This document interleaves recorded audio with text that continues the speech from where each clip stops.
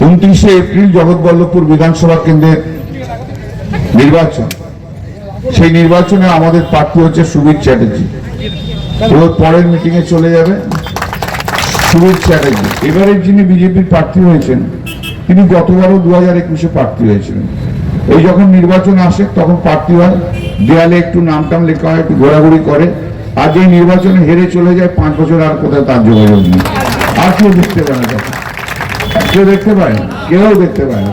সেই ক্ষেত্রে দাঁড়িয়ে আমরা আপনাদের কাছে আবেদন করতেই পারি যে 5 বছর ধরে আমরা আমাদের গ্রাম পঞ্চায়েত, আমাদের পঞ্চায়েত সমিতি, আমাদের জেলা পরিষদ, আমাদের এমএলএ, আমি তো আছি, এরা আমরা সবাই মিলে 5 বছর ধরে মানুষের পাশে রয়েছে। সেই মানুষের পাশে থাকাটাই হচ্ছে সবচেয়ে বড় ব্যাপার। নরেন্দ্র মোদী তো আর আসবে না, জানেন তো। ভারতবর্ষ এমন একটা দেশ যে দেশে বিশ্বে কোথাও খুঁজে পাবেন না, সারা বিশ্বে কোথাও খুঁজে পাবেন না যে ভারতবর্ষের প্রধানমন্ত্রী কোন রাজ্যের মুখ্যমন্ত্রীকে হারানোর জন্য বারবার অবাক ক্যালিবারের লোক একটা, বুঝলেন, এরা একটা অবাক ক্যালিবার। ভারতবর্ষে এরকম তা পাবেনই না। আর অমিত শাহ ওই টাকলা মাথাতেও যে কি বেরোচ্ছে ভগবান জানে। ওকে আপনি রাঁচিতে পুরবেন, ও করাচিতে কাজ হয়ে বেরোবে। এটা প্রথম কথা হচ্ছে। সেই কথাটা হচ্ছে যে এই যে 2026-এর নির্বাচন, এই নির্বাচন শুধু মমতা বন্দ্যোপাধ্যায়কে চতুর্থবারের মুখ্যমন্ত্রী করার নয়।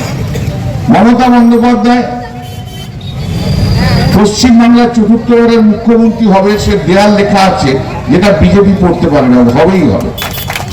বড় কথা আজকে এই লড়াই শুধু মমতা বন্দ্যোপাধ্যায়কে মুখ্যমন্ত্রী করার লড়াই নয়।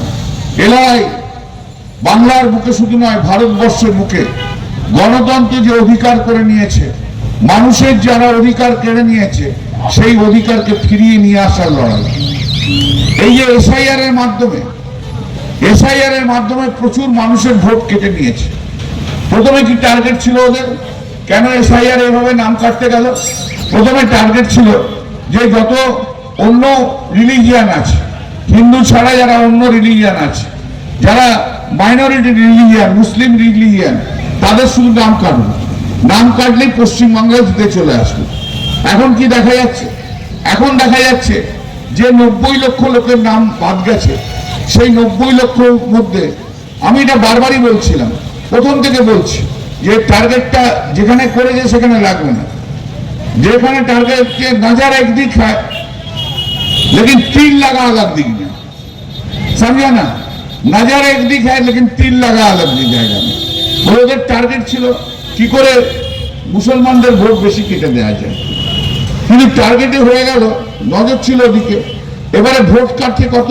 63.5% হিন্দু। 63.5% হিন্দুর ভোট কাটা গেছে। আর মুসলমানদের ভোট কত কাটা গেছে? 23.5%। বাকিটা হচ্ছে অন্য ধর্ম। কেন এই মানুষদের ভোট কাটা যাবে? সে হিন্দু বলুন, মুসলমান বলুন, কেন ভোট কাটাতে যাবে? যারা এই বাংলার মাটিতে বড় হয়েছে, যারা বাংলার মাটিতে জন্মেছে, যে বাংলার মাটিতে বড় হয়েছে, যে বাংলার মাটিতে তাদের জীবন জীবিকা নির্বাহ করেছে, এডুকেশন নিয়েছে, আজকে তাদের ভোট কাটা যাবে দিয়ে বলবে তারা সব বাংলাদেশি? তাহলে কি এই 63.5% লোক যাদের নাম কাটা গেছে, নরেন্দ্র মোদী বলছে এরা ঘুষপেটিয়া, এরা ধরে বার করে দেবো পশ্চিমবাংলা থেকে, একই কথা মানা যায়? এ মানা যায়? যাদের নাম কাটা গেছে বলছে সব ঘুষপেটিয়া, অথচ এরা বাংলার মানুষ, বাংলায় বড় হয়েছে। আপনি মানতে পারবেন এই কথা? আপনি মানতে পারবেন এই কথা? কেউ মানতে পারবে এই কথা? আর যদি বলে নরেন্দ্র মোদী, অমিত শাহ বলে কল্যাণ ব্যানার্জি ঘুষপেটিয়া, মেনে নিতে হবে, আমাকে মেনে নিতে হবে। এটা কখনো মানা যায়? যাদের নাম বাদ যাচ্ছে তারা সব ঘুষপেটিয়া হয়ে যাবে, এটা মেনে নিতে পারবো আমরা? আমরা মানতে পারি না। লড়াইটা কার জন্য? লড়াইটা কাদের জন্য?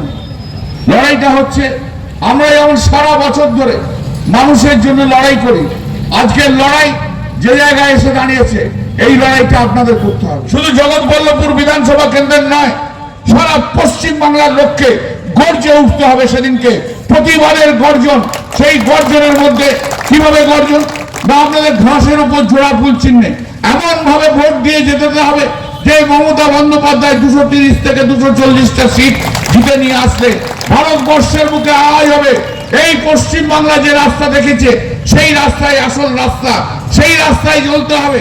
আপনারা বামেদের জেরক্স কপি জঙ্গিপুরে এসে বলছে, কে বলেছে? নরেন্দ্র মোদী। বামেদের জেরক্স কপি? ও তো ভারতীয়ই নয়, ও তো ভারতীয়ই নয়। ও তো নিজে বলে যে ও বায়োলজিক্যাল সন নয়, ও তো বলে আমি স্পিরিচুয়াল সন। তা তোর বাবা নেই, তাহলে ও ভোটার হলো কি করে? আগে ওকে বলতে হবে ওর বাবার নাম কি, আগে তোকে বলতে হবে ও বায়োলজিক্যাল সন। বায়োলজিক্যাল সন ও চেনে না। ওই আসলে প্রধানমন্ত্রী নরেন্দ্র মোদী সবচেয়ে যাকে ভয় পেয়েছে তার নাম হচ্ছে মমতা বন্দ্যোপাধ্যায়।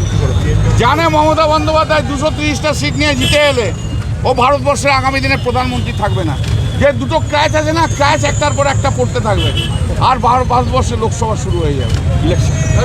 ওরা 420 কথাবার্তা। অমিত শাহের মতো ওই যে বললাম, অমিত শাহকে রাঁচিতে পুতলে করাচিতে কাজে বেরোবে।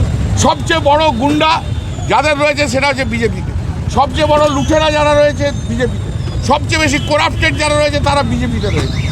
এসব হচ্ছে তাদের নেতা। এই তো এসে বিদ্যাসাগরের সেতু ভেঙেছে, বিদ্যাসাগরের মূর্তি ভেঙেছে, আরও কি কত কি করবে। যারা বাঙালিকে চেনে না, যারা রবীন্দ্রনাথকে রবীন্দ্রনাথ সান্যাল বলে, বঙ্কিম দা বলে কথা বলে, যারা বাঙালিকে ঘৃণা করে, যারা বাংলাকে সহ্য করতে পারে না, ওরা বলছে যে অমিত শাহ আর নরেন্দ্র মোদী তারা গুজরাটি, তারা বাঙালিকে কন্ট্রোল করবে। এটা তো হতে পারে না। 27 লক্ষ নাম ঝুলে রয়েছে, এটা কি ভোট দিতে পারবে? সেটা তো আগামী দিনে দেখতে পাওয়া যাবে। আগামী সুপ্রিম কোর্ট কী বলে তার উপর নির্ভর করছে। এসব ষড়যন্ত্র তো নরেন্দ্র মোদীর ষড়যন্ত্র। বাংলার মানুষের উত্তর দেবে। নাম কাটতে এসেছিল একটা পার্টিকুলার কমিউনিটির জন্য, মাইনরিটি কমিউনিটি। আজকে দেখো হিন্দুদের নাম কাটা গেছে 63.5%, মুসলিমদের নাম কাটা গেছে 23.5%। আপনারা কেন্দ্রের টাকা লুট করছেন ওর একটু মেন্টাল ট্রিটমেন্টের দরকার আছে।